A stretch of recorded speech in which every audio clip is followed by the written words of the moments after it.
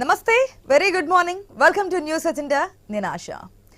ఏపీలో గత ప్రభుత్వం ప్రవేశపెట్టినటువంటి వాలంటీర్ వ్యవస్థ ఏదైతే ఉందో, ఈ కూటమి ప్రభుత్వం అధికారంలోకి వచ్చిన తర్వాత దానికి స్వస్తి పలికారా అనే విషయం తేటతెల్లమవుతుంది. ఎందుకంటే 1వ తేదీన మళ్ళీ పెన్షన్స్ పంపిణీ చేయాలని చెప్పున్నారు. దానికి అనుగుణంగానే ముందుకెళ్తున్నట్టు తెలుస్తోంది. సో ఏదైతే సచివాలయ ఉద్యోగులతో పంపిణీ చేపిస్తున్నారు కాబట్టి వాలంటీర్ వ్యవస్థను పక్కన పెట్టినట్టేనా అనేది ఒక అంశం నడుస్తోంది.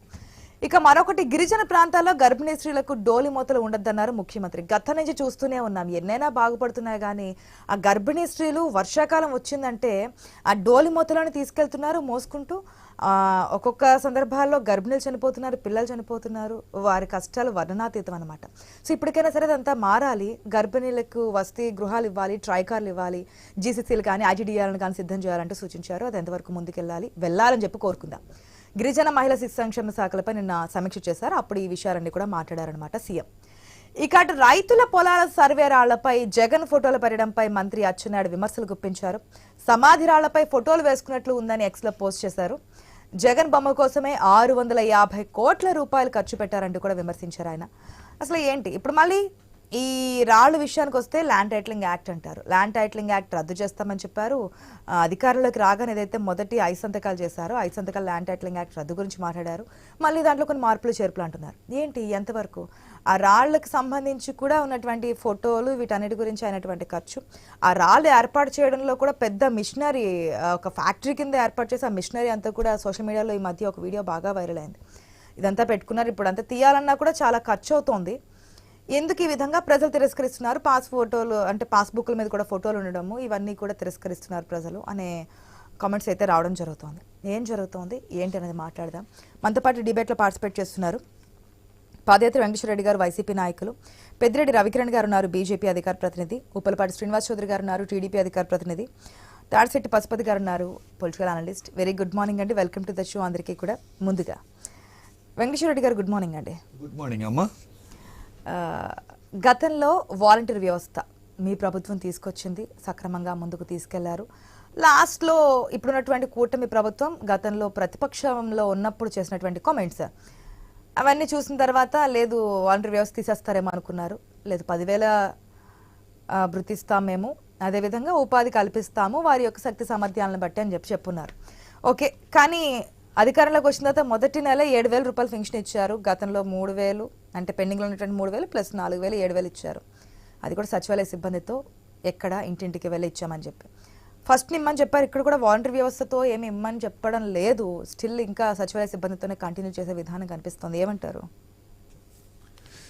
గతం చరిత్ర మనం ఒకసారి చంద్రబాబు నాయుడు గారి చరిత్ర మనం తీసుకొని ఉన్నట్టయితే గత 14 నుంచి 19 వరకు ప్రభుత్వం కానివ్వండి, అప్పుడు ఉమ్మడి ఆంధ్రప్రదేశ్లో ఉన్నప్పుడు చంద్రబాబు నాయుడు గారు పరిపాలించిన కాలం మొత్తం మనం కనుక తీసుకొని ఉంటే 95లో ఆయన అధికారంలోకి వచ్చిన దగ్గర నుంచి ఇప్పుడు 4వసారి ముఖ్యమంత్రి అయిన దగ్గర నుంచి మనం తీసుకున్నట్టయితే ఖచ్చితంగా ఎన్నికలకు ముందు అనేక రకాల హామీలు ఇవ్వటం ఆయనకు అలవాటు.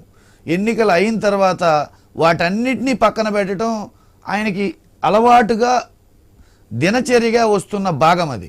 అందులో భాగమే ఇప్పుడు కూడా జరుగుతున్నది. ల్యాండ్ టైటిలింగ్ యాక్ట్ చట్టం రద్దు చేస్తామనే హక్కే లేదు మన రాష్ట్ర ప్రభుత్వానికి. ఇది కేంద్ర ప్రభుత్వం తీసుకున్న చట్టం. కేంద్ర ప్రభుత్వం తాత్కాలికంగా వాయిదా వేయొచ్చు, కొన్ని రాష్ట్రాలు అమలు జరపకపోవచ్చు.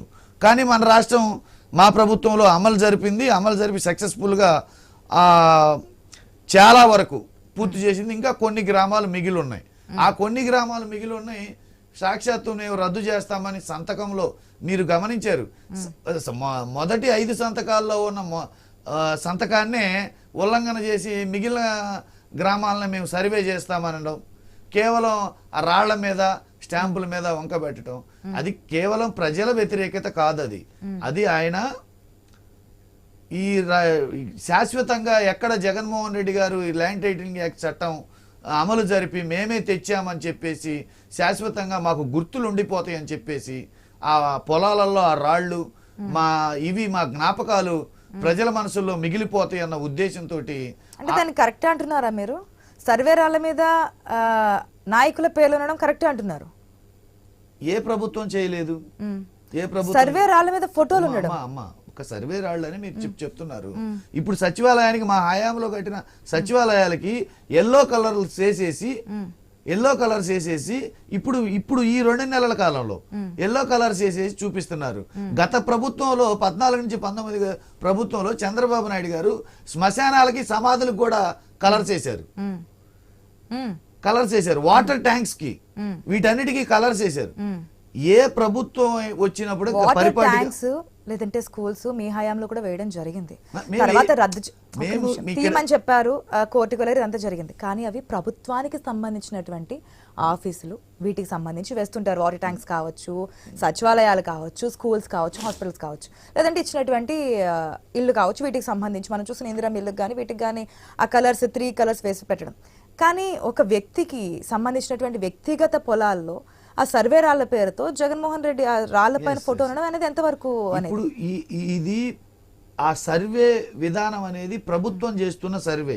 హద్దురాళ్లు ప్రభుత్వం నిర్మిస్తుంది, హద్దురాళ్లు నిర్మించినంత మాత్రాన ఆ భూమి ప్రభుత్వం స్వాధీనం చేసుకున్నట్టు, ప్రభుత్వానికి వచ్చేసినట్టు, ఈ జగన్మోహన్ రెడ్డి గారు కబ్జా చేసినట్టు గత ఎన్నికల ముందు వాళ్ళంతా చెప్పి వాటి మీద కూడా లబ్ధి పొందాలని చూశారు. సరే, ఇప్పుడు మళ్ళీ వాళ్ళు అదే విధానం అమలు జరుపుతున్నారు. ఇక్కడ హద్దురాళ్లు నిర్మించడం కోసం మా ప్రభుత్వం మా హయాంలో నిర్మించింది అనే దాని జ్ఞాపికగా మేము హద్దురాళ్లలో ఫోటో వేసినంత మాత్రాన అదేమి నేరం కాదు, అదేమి వాళ్ళ ఆస్తిని మేము స్వాధీనం చేసుకున్నట్టు కాదు, మా ఆస్తిని మేము స్వాధీనం చేసుకున్నట్టు కాదు. ప్రతి ప్రభుత్వం తను చేసిన పనికి ఒక మార్క్, ల్యాండ్ మార్క్ లాగా ఒక మార్క్ ఉండాలని చూసుకోవడం సర్వసాధారణమైన విషయం. గతంలో ఐ థింక్ అధికార మార్పిడి జరిగిన తర్వాత మన డిబేట్ లో మాట్లాడుతున్నా మీరే చెప్పడం జరిగింది, ఎస్ ల్యాండ్ టైటిలింగ్ యాక్ట్ ఇవన్నీ వేయడం కొంత నెగిటివ్ అయి ఉండొచ్చు ప్రజల్లో, పాస్ పుస్తకాల్లో ఫోటోలు కావచ్చు, లేదంటే కనుక ఈ రాళ్ల పైన బొమ్మలు కావచ్చు, ఇవన్నీ ప్రజలు ఏమవుతుందో అని ఒక ఇదిలో ఉన్నారు. సో అది కాస్త మాకు నెగిటివ్ అయిందని చెప్పి 650 కోట్లు కేవలం ఈ రాళ్ల పైన మాజీ సీఎం జగన్మోహన్ రెడ్డి ఫోటో వేయడానికి ఖర్చు పెట్టినటువంటి అమౌంట్ 650 crores అంటున్నారు. ఒక పక్క రాష్ట్రంలో రాజధాని నిర్మించుకోవడానికి అవకాశం లేకుండా ఉంది కాబట్టి ఇంకొక 2 సంవత్సరాలు ఎక్స్టెండ్ చేస్తారు ఉమ్మడి రాజధాని అని చెప్పి గతంలో మాట్లాడున్నారు. మరి అటువంటి పరిస్థితుల్లో మీరు ఇంతకుముందు అంటున్నారు మా పార్టీ యొక్క సింబాలిక్ అంటే అది గుర్తుండిపోవాలి అని, దానికోసం 650 కోట్లు ఖర్చు అండి, వాస్తవమేనా లేదంటే అది కూడా అబద్ధం అంటారా? ఇప్పుడు 650 కోట్లు ఖర్చు అయిందా, ఎంత ఖర్చు అయింది అనేది ఎంతో కొంత ఖర్చు అయ్యి ఉంటది ఖచ్చితంగా, ఖర్చు అవ్వకుండా అయితే ఉండదు, ఖర్చు అయింది. అది ఇప్పుడు రాళ్ళు ఖచ్చితంగా హద్దు రాళ్ళు నిర్మించడం అనేది ప్రభుత్వ బాధ్యత. హద్దు రాళ్లకి ఉండే ఫ్రంట్ గురించి ఖర్చు అవుతుంది, అది 650 కోట్లు అయిందని చెప్పి శ్వేతపత్రాల్లో ఎంత నిజాలు ఉన్నాయో, కేంద్రం లెక్కలు ఏమి ఇచ్చిందో వీళ్ళు చెప్పే ఈ లెక్కలు కూడా అంతే అనుకోవాలి కదా. ఇప్పుడు మనం చెప్పాల్సిన శ్వేతపత్రాల గురించి మాట్లాడారు, అంతకుముందు అప్పు గురించి 14 లక్షల కోట్లు అన్నారు, 14 లక్షల కోట్ల నుంచి వాళ్ళ లెక్కల ప్రకారమే మళ్ళీ 10 లక్షల కోట్లు అన్నారు. తీరా కేంద్ర ప్రభుత్వం ఏం చెప్పింది 4 లక్షల కోట్లు అని చెప్తుంది.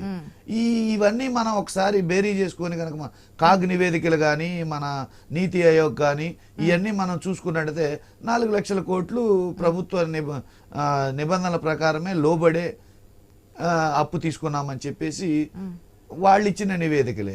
ఇప్పుడు వాళ్ళు అనేక అబద్ధాలు చెప్పి అధికారంలోకి వచ్చారు. మేనిఫెస్టో విషయంలో కావచ్చు, గత ప్రభుత్వం కోట్లు అనేది కాదంటారు. కాదు, ఖచ్చితంగా కాదు, ఖచ్చితంగా అవదు. ఒక నిమిషం.